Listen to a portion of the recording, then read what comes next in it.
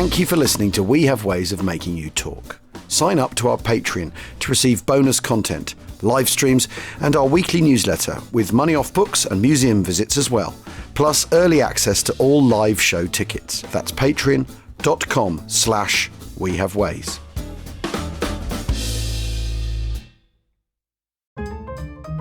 Whatever the occasion, effortless elegance is right this way. Because Hilton brings you new ways to stay courtesy of the Nomad London. And it doesn't stop at award-winning dining in a space draped in velvet and illuminated by vintage chandeliers. No, this day goes beyond with unparalleled personalized service and attentive hospitality. Oh, and did we mention the Nomad London can be booked using your Hilton Honors points at Hilton.com? Hilton, for the stay.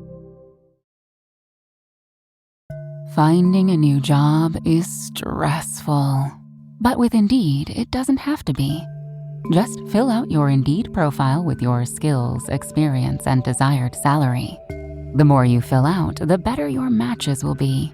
And hearing from hiring managers will be 2 times more likely. Relax.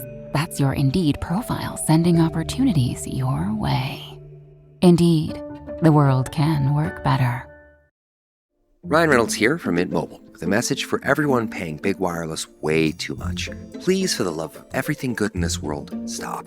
With Mint, you can get premium wireless for just $15 a month. Of course, if you enjoy overpaying, no judgments, but that's weird.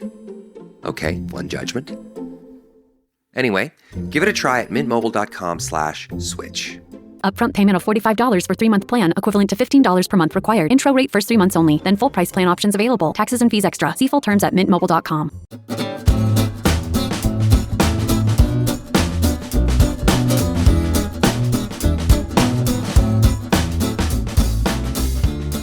Achtung, welcome to We Have Ways of Making You Talk with me, Al Murray, but no James Holland. Yes, we have a very special guest today, and I've been wanting to talk to for ages since I first came across his book, and to talk about an aspect of the war as well that we tend not to touch on the podcast that much, which is British politics, with a view to what the Conservative Party's up to. Because, after all, the received version of events is there's a national government, and Labour win in 1945. So let's not worry. Let's just not worry about what happened within that national government, and certainly within the Conservative part of the national government in the 5 years preceding the general election in 1945, the khaki election, of course, which leads to the post-war consensus and the Attlee government and the NHS, the welfare state, and all those sort of touchstones of the way people look at the war through the prism of post-war politics. And last year, I was recommended an absolutely amazing, eye-opening and sort of game-changing book to read by the historian Kit Kowol called Blue Jerusalem, which is about exactly what I've just sort of outlined. And I'm so delighted to be joined by Kit all the way from Brisbane. Kit, welcome to We Have Ways of Making You Talk. Oh yeah, good evening. Lovely to be here. It's evening for you, morning for me. You're in Brisbane, and where's your office? You said you're just up the road from... Yeah, so I'm actually just up the road from MacArthur's office. He was based in the fanciest, brand spanking new office building in Queensland. One considerably nicer than the government one that I work in to this day. Right, okay. Well, I suppose, that befits the man, doesn't it? Well, now, you took on perhaps the undiscovered area, in a way, of Conservative Party politics during the Second World War. And I think for most people, obviously Churchill's a Tory, but he's not an obvious Tory, is he? And he's, in a way, atypical of the Conservative Party by 1940, isn't he? So, we should start really with Churchill, because so much happens in his wake, and despite him, and with and without his involvement within the Conservative Party and then within the national government. Where does Churchill fit into the Tory party picture when he comes to office in May 1940? Well, I think the first thing you have to say is that Churchill is a man who is very much not loved by the Tory grassroots or by the Tory hierarchy. Yeah. Reading correspondence from Tory members to each other, they talk about this kind of violent, dangerous alcoholic who shouldn't be let anywhere near the levers of power. And of course, sometime later, he's a great national hero. Yeah. So he's distrusted because he's a man who's not just ratted. He famously left the Conservative Party for the Liberals, but does something even worse, which is re-ratted by comes back. Coming back. Yeah. So he's not his support is not within the Conservative Party. Yet, today he's thought of as, the greatest Conservative leader there's ever been. Yeah, which suggests that there has to have been a schism within the Conservative Party in order to make that flip. People have to have been left behind by the process of the war and during the war. Because after all, appeasement, we're using that word advisedly. Appeasement is the mainstream Conservative Party politics in the 30s, isn't it? Yeah, absolutely. For the very good reason that most Conservatives, want to conserve things, and they recognise that a huge global war could potentially massively disrupt, perhaps even end the empire, and also completely change the social constitution of Britain and the place of the wealthy and the upper class, and put Labour on top. So they want to keep as far away from it from possible, and they don't like Churchill banging the drum. Yeah, because I think one of the things to remember one of the things to bear in mind, there has been no revolution in the United Kingdom, in Britain. There has everywhere else, pretty much. France is post-First World War. Germany, there's been a revolution, or there's been two. There's obviously been the revolution in Russia, the Soviet Union. If you are the Tory state, and you've managed to, you can pin the First World War on the Liberals, which is the other thing you can do politically, can't you? You can say, that wasn't us, The thing to bear in mind is that they've got through that episode by the skin of their teeth, the Conservatives, haven't they? They're the political party that's survived, and they've seen off threats from the left, haven't they? And so they want to hang on to where they are. They want to hang on to it. They want to hang on to it politically. They also want to hang on to it personally, because it is the sons of Conservative politicians who are likely going to be the officers who get cut down in what they imagine to be a repeat of the First World War. Like a whole because in some ways, there has been a revolution in Britain. It hasn't been a political revolution, but it's been a social revolution. A whole generation of young men have been wiped out, particularly amongst the officer class. Gender relations have fundamentally changed. And they see all of that and worry, well, God, what happened last time? Can you imagine what it's like again? Yeah. And with the spectre of the Soviet Union in the distance, because after all, that's the thing that colours so much politics in the 30s, isn't it? It's the Soviet Union rather than Nazi Germany. As people are thinking, well, that's what's on offer, isn't it? And it's the bleakest view of a social upheaval that's what they're worried about. Yeah, absolutely. Yeah, literally, you have Conservatives who, skip ahead of it when, after the fall of France, they're off, famously Chips Channon, great, wealthy American socialite and Conservative MP. He's burying his Fabergé eggs down at the bottom of the garden. Actually, he asked his manservant to do it for him, his most trusted gardener, because he's worried not just about the Germans turning up and taking it, but the social revolution that might accompany some kind of invasion, and the whole world and his financial position being turned upside down. Yeah, because after all, so much the worry about bombing is about social upheaval, isn't it? Duett's theories about strategic bombing are that the population rise up and say to a government, enough's enough. We're not prepared to put up with this. That's the idea of the leverage of bombing the civilian population. And everyone thinks that's what's going to happen in the British political classes across the board. So had I Fabergé eggs at the time, I don't know, I would probably have pawned them rather than buried at the bottom of the gun. But there we are. So Churchill is this, one of the things you've got to do with Churchill is turn him into a live politician. And what are politicians like? Particularly when they've fallen out with their party, they look for positions, don't they, around which to build momentum and power and to mark themselves out. So he's anti-Indian independence, which must be to reassure imperial Tories that he's one of them, really. Yeah, plus he believes in it. That kind of helps as well.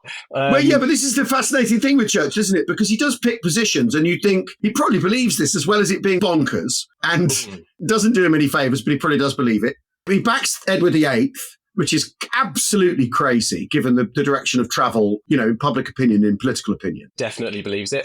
There's a wonderful book out there with a perfect title, much better than mine, which is about Churchill up till 1939, which is called Churchill: A Career in Failure. Because particularly over the 1930s, he keeps on picking issue after issue and it just going completely the wrong way. Yeah. In many ways, he's rescued by the Second World War, by the fact that his prophecy has come true. Yes. And one of the interesting things is, of course, people forget he was in Neville Chamberlain's cabinet as well. Yeah. The two of them actually got on quite well, except for the fact that Churchill kept on writing minutes to Chamberlain with the view that he would have some records later to write about his in his post-war book, which drove Chamberlain up the wall. Yeah, when Chamberlain says that, Winston's preparing his memoirs. It's quite extraordinary, isn't it? But the point is as you say, the war rescues him, but he has chosen Nazism as the great threat, rearmament as the sort of one of his causes. And as you say, it just so happens he turns out to be right. Yeah, parts of it turn out to be right. Yeah. One of the things that he suggests as a recipe to prevent war is the creation of an enormous bomber fleet. Yeah. Which, works in 1944-45, but in 1938, as we find out in 1940, is a bit of a disaster. Yeah. And if Chamberlain and the government had gone along Churchill's way and spent all of the money on not great two-engine bombers rather than Spitfires and aerial defence, we could have been fighter defence. we could have been in real trouble. So he's someone with a bit of a kind of a mixed record, but important thing, he gets the overall thing right. He knows where the threat is coming from. Yeah. And you can and people do say many things against him, but he's right. He's just right. Yeah.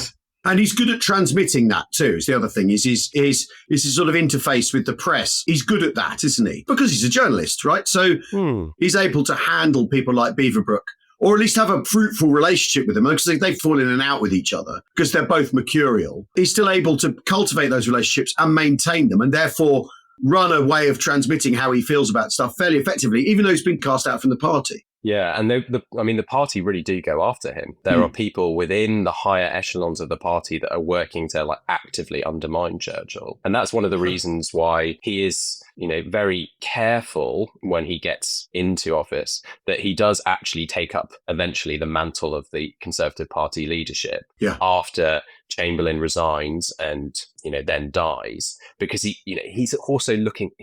So often the case in British politics, particularly during the Second World War, is that everyone is in some ways fighting the last war. They're looking back to what happened in World War I. And Churchill is deeply paranoid that he's going to end up stranded like Lloyd George, being the head of a coalition, the head of a government, but without a party behind him. Yeah. So with a degree of reluctance, but also a lot of realism, he says, yes, I will be the leader of the Conservative Party. I mean, it helps they don't really have any other options either.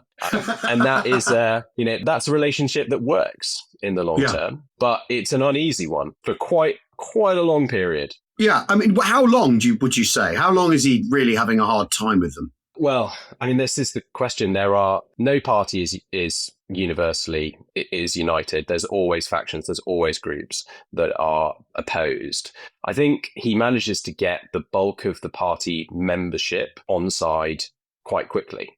It might seem remarkable to us these days. I mean, you used to always say that, Conservative Party is an incredible organisation because it gets rid of its leaders very quickly, but then it rallies around them, which, if recent years has proved to be anything but the case. But it was happening in the Second World War, and you have amazing things like the fact that Conservative Party clubs quickly changed their name from, Chamberlain House to Churchill House. Right, okay. And so he gets the membership on side. It takes a little bit longer with the MPs. Famously, when Churchill makes his first appearance in the House of Commons after becoming Prime Minister, there's relative silence when he walks in. But when Chamberlain turns up, there's this great explosion of applause. Yeah. And actually, Chamberlain and Churchill, who continue to get on quite well after Churchill takes over, Churchill has to ask Chamberlain to kind of, can you get the lads on side? Really? And then eventually, and then Churchill pays him back, because after Guilty Men comes out,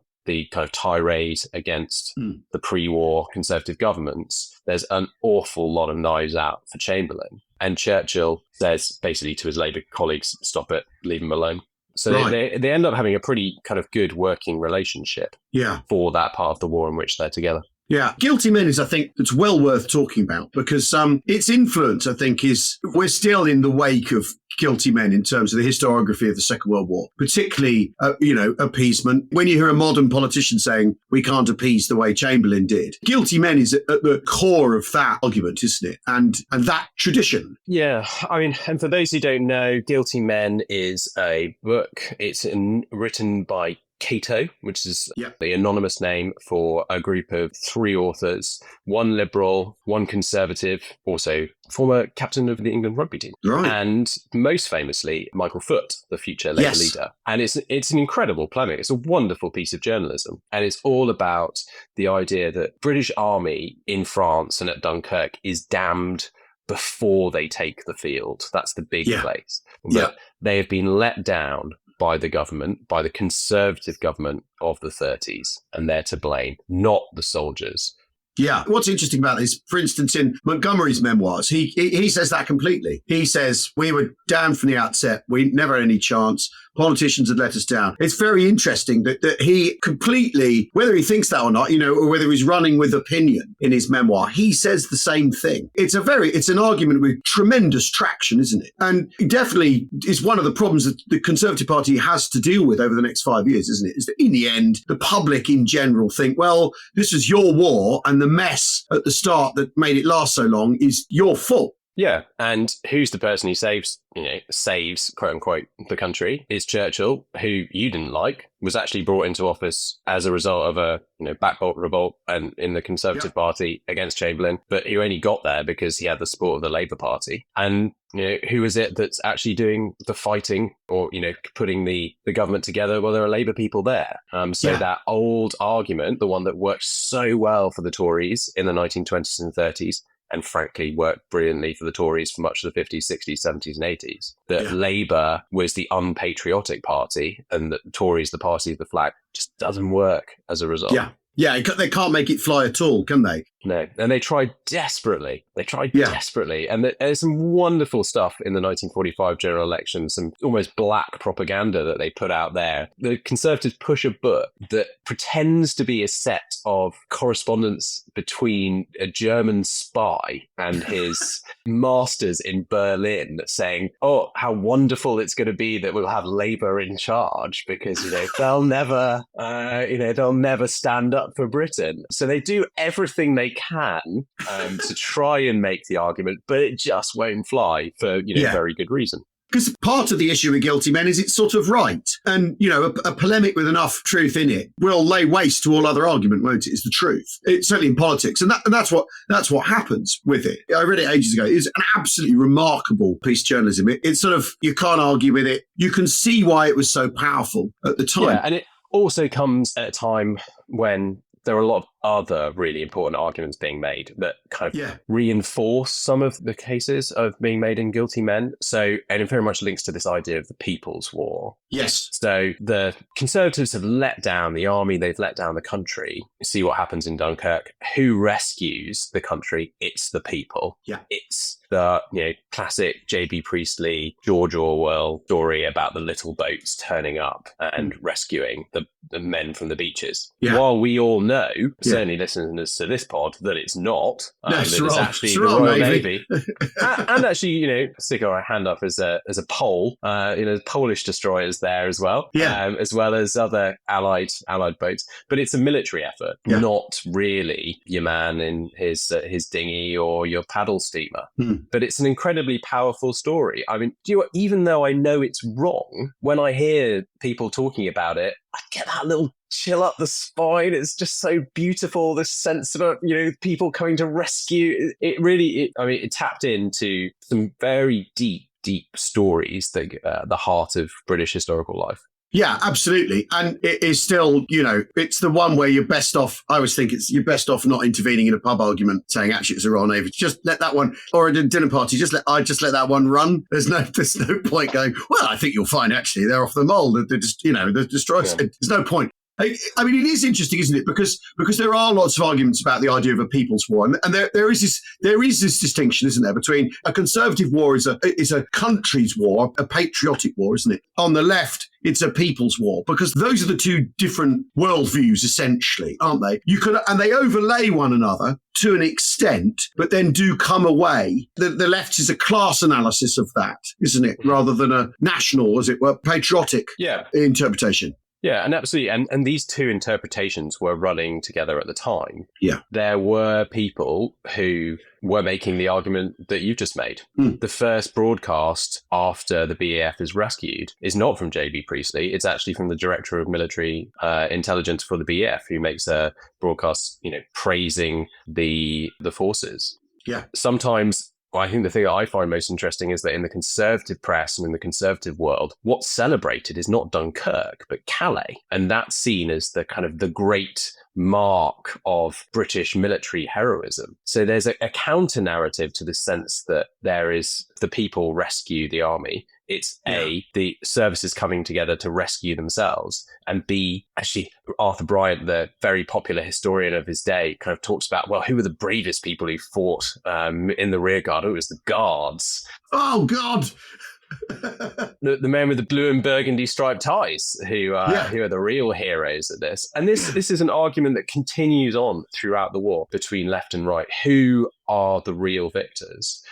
Who are the people who have won the war? Is it the quote-unquote people, which are reimagined mainly as the working class with a really important role for the trade unions and that understanding of the people? Or is it the military, and the military viewed as being particularly an aristocratic upper class led force? And there are people on the left who want a sort of people's army in the Soviet style without any ranks and all that sort of thing, aren't they? They think that there needs to be that kind of shake-up. It didn't work, BF didn't work, so abandon that way of doing things in the army, start again and have literally a people's army, aren't there? I mean, there are people actually making this argument. Yeah, absolutely. George Orwell is one. The author, he fought in the Spanish Civil War along with another chap called Tom Wintringham, who's very important, another Spanish Civil War veteran. Tom Wintringham is talking about, so imagine this, you're reading your daily newspaper and you've got an article in there from Tom Wintringham talking about how you can make your own grenade to disrupt a German tank. And this is the sense. The argument is we don't need these hidebound, brass hat, red tab generals. Look where they got us in the First World War. Look where they got us in the... just now. Yeah. What we need is the organised working class. The man with the shotgun pops up against the firestead, ready to go out, fight with his mates. God, blimey. Oh, thank God it didn't happen. Well, that's basically, that's exactly, you've read my mind from thousands of miles away. I mean, the thing is, because we talk on the podcast an awful lot about steel, not flesh. In fact, I think it's in the 5-6 years we've done this, one of the arguments we've really sort of lent into and looked at and talked about, and sort of the eminent sense of it. Because lately, James and I have been talking about how, when you look at the Soviet way of doing war, it's the opposite. And they're so profligate with life that they actually cause themselves their later demographic problems far, far like in excess of anything British state had to deal with. The 900,000 casualties in the Battle for Berlin in a fortnight. It makes the British Army, which is accused of timidity and caution, look eminently sensible, I think. But steel, not flesh is it's a conservative way of fighting the war. Because, the revolution that would come from that many people dying for a country, Britain, they're very aware that Britain, of all of the big competent nations, has the smallest population. Yeah. So what could happen? Well, you could run down your own population, which would have enormous consequences if you win to, balance of power in the world. Or you could do the other thing, which is to enlist the forces of the empire. There's a wonderful book by pal of Tom Wintringham's called 1 Million Allies If We Choose, which says, look, give every peasant in India a rifle. Yeah. Every person in the British Empire a gun. And there are people who argue it, and Tories know if you do that, well, they're going to want their countries. So for British Conservatives, steel, not flesh, is not just a military strategy, it's a political strategy to maintain the kind of world that they want to see after war, which is a world in which there hasn't been a social revolution at home and the British Empire very much remains intact. Yeah. I'll tell you what we'll do. We'll take a very quick break and then we'll come back. I'm absolutely loving every morsel of this conversation. It's brilliant. We'll see you in a tick, everybody. McCrispy strips are now at McDonald's. I hope you're ready for the most dippable chicken in McDonald's history. Dip it in all the sauces. Dip it in that hot sauce in your bag. Dip it in your McFlurry. Your dip is your business. McCrispy strips at McDonald's. Building a portfolio with Fidelity Basket Portfolios is kind of like making a sandwich. It's as simple as picking your stocks and ETFs, sort of like your meats and other toppings, and managing it as one big, juicy investment. Now that's pretty good. Learn more at fidelity.com/baskets. Investing involves risk, including risk of loss. Fidelity Brokerage Services, LLC. Member NYSE SIPC. This episode is brought to you by PetSmart. Stop by for Yappy Hour with your pet at PetSmart. Save $5 on walk-in grooming services like nail trims, ear cleaning, brushing, and more. No appointment needed every weekday from 2 to 6 p.m. And while you're there, Yappy Hour includes exclusive in-store deals, like 25% off pet toys. Visit services.petsmart.com/grooming to learn more.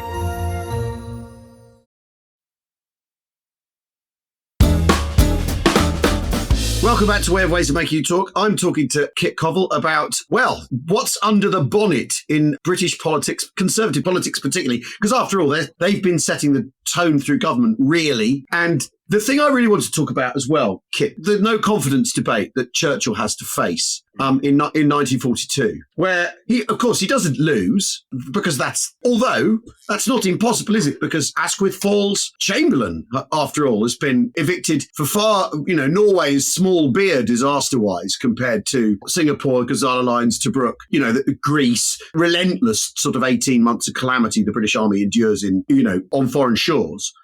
How does this debate come about? Take us through the story of that. Yeah, so the debate comes about, it's in July 1942. It's after the fall of Tobruk. It's absolutely the nadir of the British Army's fortune. There are debates about what's called the strategic direction of the war. And there are essentially people who are upset with how things are going, Tories is largely, who are saying, Churchill's not doing a great job in all of this. We need a complete reorganization of the way in which the war is being organised at a top level. There's that element, and they are really gunning for Churchill, but you can't say that. He's still incredibly popular, so they have to find ways to argue about Churchill and strategy without really arguing about it. So the debate really turns on the question of arms and armaments. And there's a group of kind of recalcitrant Tory MPs led by a chap called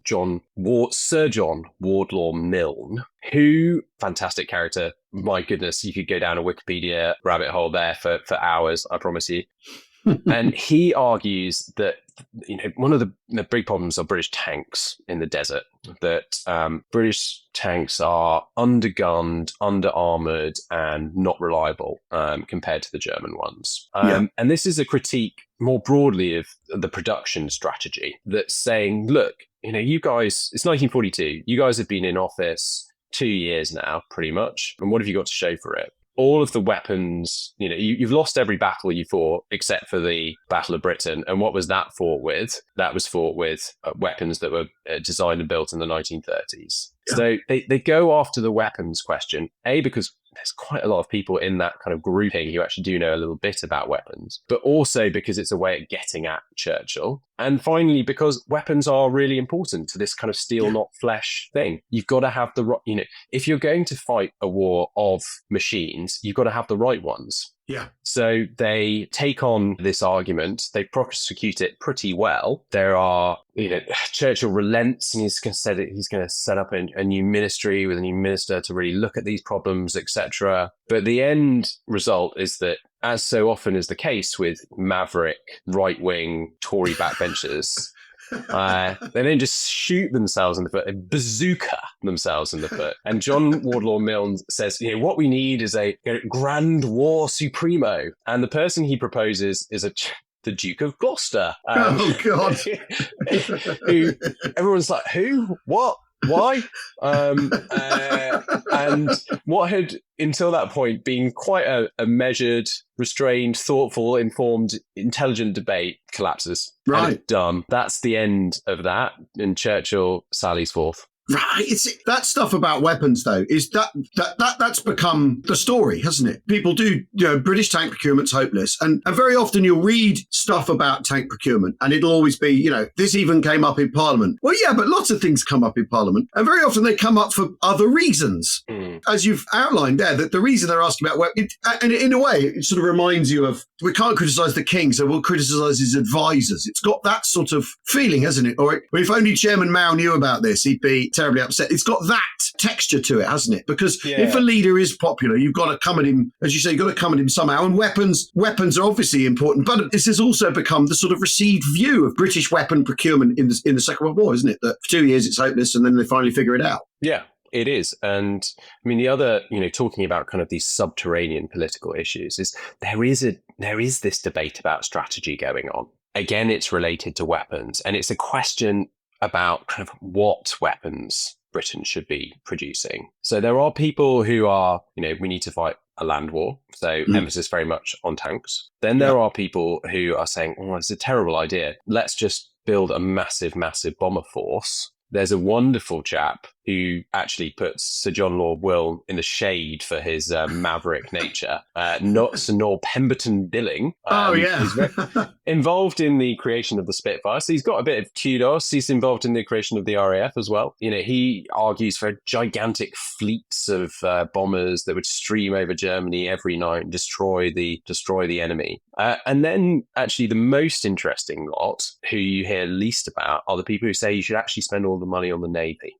And that really this continental way of fighting is it's frankly not British. It's not the British way of war. What we should do is protect the home island, protect the roots of empire, frankly let the Germans and the Russians ding-dong it out between them, and while keeping the British Empire kind of safe and wealthy. But you can't say that. You can't, in the middle of 1942, say, I don't actually really care too much who would win between the Germans and the Russians.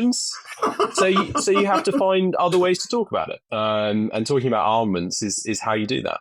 I mean, Alan Clark, who was the Tory politician in the 90s, diarist, that was his view. He stuck to that. He said we never should have got involved. Let the Bolsheviks and the Nazis annihilate one another and just let them get on with it. And he's representative of what was left of that view. Because after all, once the war's started and appeasement's over, as a Tory, you've got to kind of pick your path, haven't you, within the party? And there are all sorts of people in the Conservative Party, because you've got industrialists, haven't you? So people who represent high business. You've got the sort of small business people, so the Margaret Thatcher's dad, as it were. You've got back to the land Tories who care about nature, so obviously don't like the industrialists much. You've got out and out imperialists. You've got people who are pretty keen on the Nazis as well in the it's a fair number of those. And there's a fair number of those, and all of these people are having to find their place in the different currents that the war's offering them, right? And at the same time, as we've already said, the Tory party is very much not anyone's flavour within the population. I mean, the opinion polling in 1942 is firmly pro-Labour, isn't it? It's high 40s in favour of Labour, isn't it? From the middle of the war up to the election, it doesn't really change much, does it? Yeah, I mean, it's safe to say that the opinion polling that's being done in the Second World War is nothing like as good as the opinion polls that we have. But you're absolutely right. And you can tell from things like by-elections, and now we have kind of going over mass observation. I know you talked about on the pod these kind of social surveys that are being done. It's the case. Once mid-war, Churchill remains popular, but the Tories aren't. As soon as, post-Alamein, post-Beveridge report, which I'm sure we'll get to, the sense we're talking about, Britain's not going to lose the war at this point. The question is, how is it going to win, and what kind of world is it going to win? And from that point onwards, when you're asking those questions, it's Labour who seem like the party with the best answers rather than the Tories. Yeah. And after all, the Tories are they're tied up with the Great Depression, aren't they? And Labour took public action. The Great Strike is an attempt to change that order. Because there's that famous poster, isn't there, which is with a child in a slum behind, your future is the sort of gleaming thing that looks like the National Theatre. Churchill very much objected to. He didn't like that kind of, here's your future coming. One of the core things in all of this, Beveridge is what this is all about, isn't it? Is what is the deal? What's the deal between the citizen, his family, and the state? Once you've started conscripting people, there has to be a deal, doesn't there? Not just we're going to win the war. There has to be a future. And this is where Labour are so closely, intimately tied to that possibility. Beveridge is sort of catalytic in this, isn't he? And it gets written down finally it gets fleshed out in people's imaginations properly. Yeah. And what's really interesting about Beveridge is when I was at university, I was forced to, sit down and read this rather quite a long. It's got social insurance and allied services. This was a gig that was given to Beveridge. So he was given the task of basically trying to reorganise British civil service, because Beveridge was a pain to the government. He was always coming up with ideas. They wanted to get rid of him. It's like, let's give him something really boring and time-consuming to do. Welfare system, there you go. And 95% of it is deeply, deeply dull. But he uses the 5%, the introduction, to really kind of G up the report, talking about the five giants he's going to slay of idleness, want, disease, ignorance, squalor, goes massively beyond his brief and says, oh, here's this marvelous plan I've created. By the way, it relies also upon a plan to generate full employment and have a universal healthcare system. But it does catch the imagination. And it catches the imagination partly because the government had been queasy about putting out anything beforehand, but also because it's really good at appealing to lots of different types of people. So what it does is it suggests that, there'll be some universalism in the project. So everyone will have access to things like health services, pensions, etc. So that kind of gets your Labour, socialist, equality vote. But it also gets your kind of liberal vote, because it's very much about personal responsibility. It's an insurance scheme. So it's about paying in. And it even gets quite a bit of conservative support, because it supports things like family allowances, which are seen as being a really important way to raise the population and create the great little imperial soldiers of the future. So, he plays an absolute blinder in terms of getting different currents of support on board. And it really does, captures the imagination in a way that I don't think any report has ever done. Yeah, before us, it is interesting though, because we are what's emerging in the way we're talking about this is there are moments which are crystallised. So guilty men crystallises a feeling in a moment, doesn't it? And this is maybe the nature of a society going under such stress as a war, is that if an argument pushes through, it sort of captures people's imaginations. Not a lot politicians can do about it. No, and it comes at the perfect timing in terms of it's just after Alamein. So there's the sense of possibility, a sense of a turning tide that really gets caught up with it. What do Tories do to sort of try and ride that wave? Because there's the Education Act in 1944, famously, which is Rab Butler, isn't it? Who is trying to they're trying to do something, aren't they? They're trying to offer something while they're still in office, right? Yeah, absolutely. And this is why the book is called, with my desperate desire to ensure that I had something punning and cunning. It's called Blue Jerusalem, which is a play on the idea that Labour is building a new Jerusalem. So this is Blue, the Tory version. And the idea that Conservatives were just sitting in their hands while all this was going on is for the birds. They were very much involved in questions about Reconstruction right from the word go, and had their own bold ideas for the future. So when it comes to welfare, you have people coming up with, and very serious people, very connected people, like the Courtaulds, one of the largest chemical manufacturers, dye stuff it's called, Lord Perry from Ford, captains of industry coming up with plans for kind of a corporate welfare system, a system where the government basically guarantees the success of British companies, and it's through British companies that you'll be provided with all of your welfare and health services. So very, very different. And you mentioned Rab Butler, who probably comes up with the most radical ideas of the war for the Conservative Party. It's funny because he's someone who, in the post-war period, is thought of as something of a moderate, the ultimate consensus politician. Yeah. We heard of this idea of Butlerism. Yeah. But during the war, he's far from it. He's partly trying to kind of resuscitate his reputation after being closely aligned with Chamberlain, is he comes up with ideas for what he calls a new Christian state. And he's the big pusher of this idea that, well, do you want those totalitarian regimes might have something going for them. He thinks since 1940 they appear to be winning. Maybe we can learn a thing or two from them. Maybe we can have a population that's all united and G'd up together, where people have obligations to work and obligations to national service. But how do we stop it descending into Hitlerism and totalitarianism? Well, we'll do it through Christianity.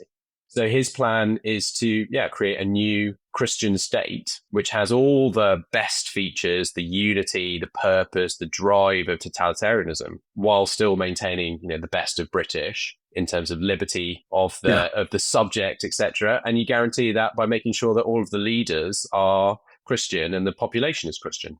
And there's lots of, these ideas are very much not just Rab Butler's, they're kind of floating around. T.S. Eliot, Dorothy Sayers, there's a group of Christians who have similar ideas. What's interesting about Rab is he doesn't just talk about this, but he actually gets some of it into practice. So I don't know about you, Al, but when I was at school, you still had to do the act of kind of Christian worship. In primary school, we all got together and we sang our little hymns, and we occasionally have a talk from the vicar, pop down. And that is a result of the 1944 Education Act. I went to a Church of England primary school, which is completely in that Butlerian mould, isn't it? Yeah. It was a Church of England school, but it was financed by the state. Yeah. And here is the state actually supporting religion, predominantly Anglicanism. And it's also creating the new leaders of the Christian state that Butler wants to see created. He's still very much an elitist. He's a Tory. So we think of grammar schools, which are seriously heavily promoted as a result of the 94 Education Act, as a great equalising measure. Yeah, social mobility thing, yeah. No, it allows the bright son of a brickie or the daughter of a school dinner lady to rise up in the ranks. But for Butler, what was really important was the fact that these bright people would be inculcated in a Christian education. So you'd get a new generation of Christian leaders ready to lead the nation, lead this new Christian civilization, as he talked about.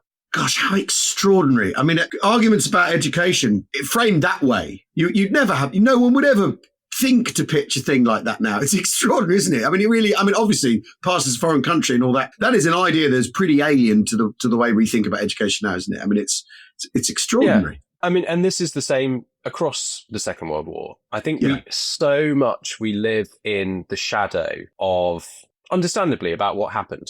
And we have a tendency to think that the future was inevitable, that there was always going to be a Labour victory in 1945, that the type of victory was going to be massive, that the type of the country that comes out of it was going to be the same. But my book is really about saying, look, no, there's various alternative Britons that could have come out of the Second World War. Okay, they might not, they're probably less likely to happen than what happened as a result. But plenty of things happened in the Second World War that no one saw coming. Yeah, exactly. Yeah, exactly. The bulk of the politics is reacting to things that no one saw coming, after all. That's what characterises it as an event, isn't it? The sudden turns of fate that no one's expecting. And the election, it is a landslide for Labour. Well, everyone knows how landslides work in first past the post politics. They can actually be quite close. The numbers in terms of parliamentary seats are very much tipped to Labour, but it's close enough, like any British general election, isn't it? There's an 11% swing. So it is big. It's a big movement. And what's interesting is it happens in a lot of places.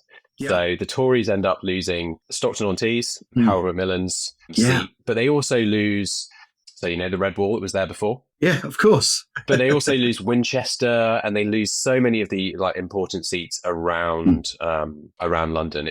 The Conservative Party runs as the national. They make it very clear. Right. But they do suffer a national defeat, and Labour do very well pretty much everywhere.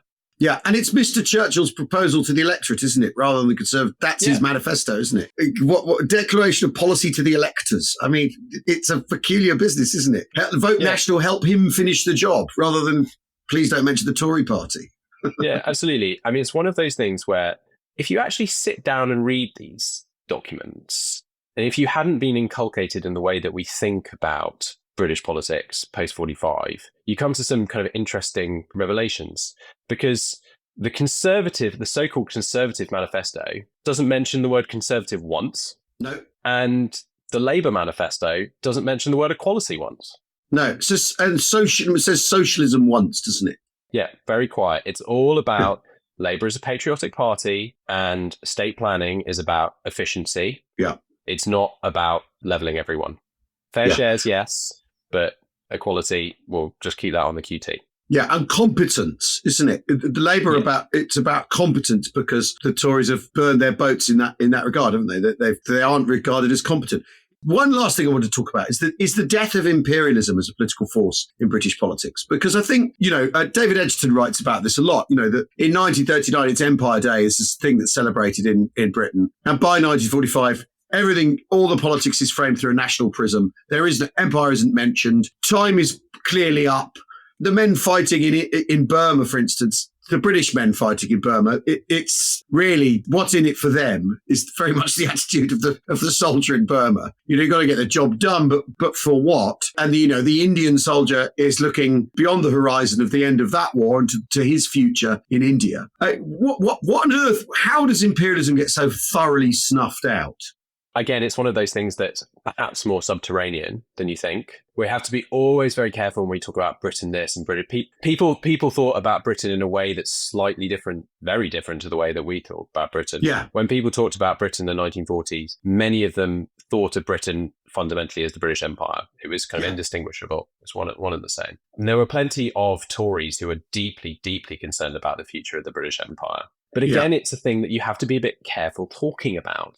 Because what is, from 1941 onwards, the big threat to the British Empire? It's not Germany or Japan. It's probably America. And when they're your allies and you've spent, God knows how many years talking about how terrible Nazi Germany is and Imperial Japan, you can't very well then say, yeah, but really after the war, we're just going to have to deal with the Yanks because they're out to, as Leo Amery says, Cabinet Minister, Secretary of State for India and Burma, the Americans are trying to build their own economic Lebensraum during the war. God, so crikey! Around the cabinet table. So there is strong imperial feeling, particularly within the Conservative Party, but it's hard for them to express it because the danger comes from the Yanks, and the Yanks are so important to winning the war, and Churchill is a great Americophile. Yes, and Alfred Jodl, when he's in Reims, says to Major General Strong, who's the British general who's part of the Shafe headquarters, he says to him, the Americans are the actual threat to the British. You know that now, don't you? It's not us, it's the Americans and the Soviets, and you're going to get squeezed in the meat in the sandwich between the two. And, he's got a point, hasn't he? Yeah. And that's why... And Chamberlain is super aware of this in 1939. That's why he doesn't want to go to war, because he knows the Americans will get dragged into it and they'll end up pushing Britain around. Yeah, which is Beaverbrook's, the stuff in Blue Jerusalem about Beaverbrook being completely politically consistent as an imperialist throughout his career is absolutely fascinating. That's why he thinks siding with the Soviet Union is a good thing, because it'll save the British Empire from the Americans. I mean, it's just extraordinary, isn't it? Because he doesn't care what's going on in the Soviet Union. It's none of his business. That's their empire. That's their business. What matters to him is the British Empire. And, in the 60s, he's still saying that, isn't he? He's saying we should never, in the Alan Clark style, we should never have fought the Germans at all. It was a mistake. And that, you should have listened to me. We should have had a second front in 1942. That way, the British army would have been in charge. We would have marched to Berlin, and we could have divvied up the peace without having to worry about what the Americans thought. Yeah, it's extraordinary, isn't it? I mean, one last thing. Is a Labour landslide a retreat from empire for the electorate? And again, this goes to your point. The end of empire is what follows, but that doesn't necessarily mean people voted for it. It doesn't necessarily mean that politicians had that in mind. Attlee is an imperialist, isn't he, by kind of modern measure, right? Yeah, it goes to Hailbury. Yeah. Yeah, well, exactly. But people are voting for partition in 1945, are they, for instance, and the end of empire?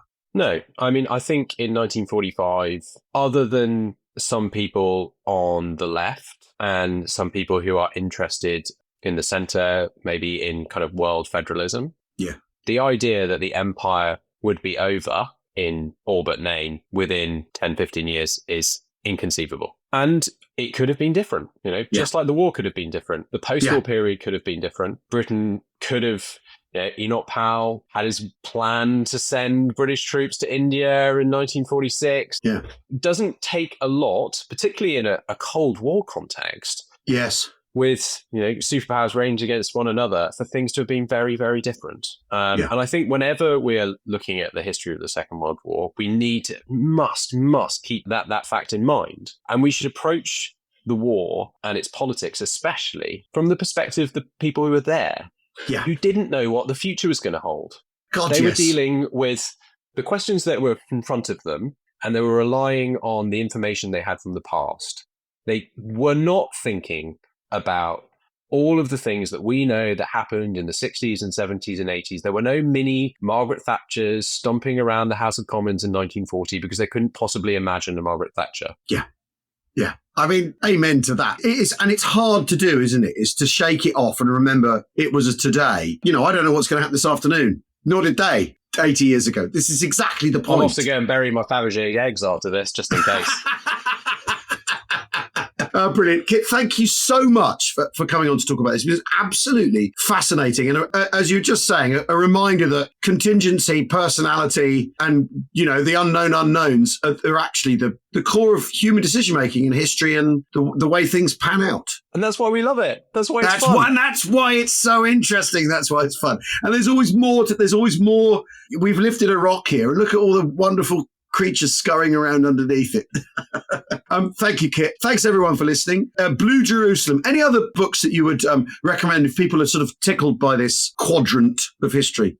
I mean, well, I think you've mentioned his name already. David Edgerton's work, Rise and Fall, absolutely splendid book on British history. I'd also very much recommend the work of Rob Crowcroft, who's done some fascinating things on Labour during the Second World War, thinking about the Labour Party and thinking about Attlee as well in a particularly different way. Some of the classics on the war still brilliant. Maurice Cowling's book for the High Politics is great, and the classics, you know, that I disagree with.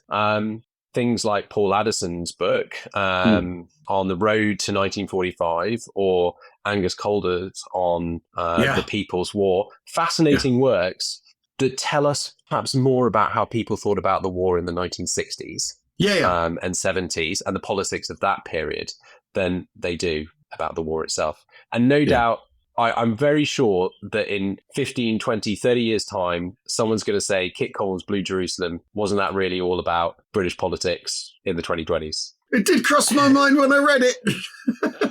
You know, well, what like the simple question of what is the Conservative Party and how do political parties work? How do people pick their positions? How they jockey position? How they carve out space and allies? And do factions exist because they believe in things, or because factions exist because they believing in something gives them an identity and power? And, you know, the amount of people that essentially crossed the floor on Brexit to pick a thing out of the last 10 years.